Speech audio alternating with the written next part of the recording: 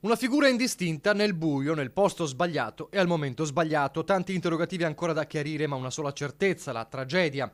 Ore 4 e un quarto, A4 tra gli svincoli di Verona Sud e Verona Est, nel tratto in direzione Venezia. È qui che si consuma il dramma in pochi istanti, perché c'è un transessuale di circa 50 anni, identità ancora da stabilire, che sta camminando lungo l'autostrada in piena notte.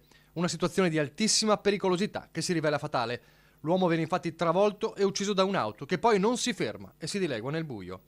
Scatta l'allarme, sul posto accorrono subito l'ambulanza e l'automedica del SUEM 118, ma gli operatori non possono far altro che constatare il decesso del cinquantenne.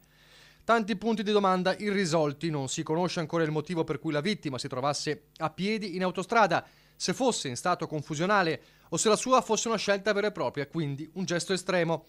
Ed è tutto da ricostruire la dinamica esatta dello scontro mortale. Sull'incidente indaga la Polizia Stradale di Verona, che sta cercando l'auto pirata.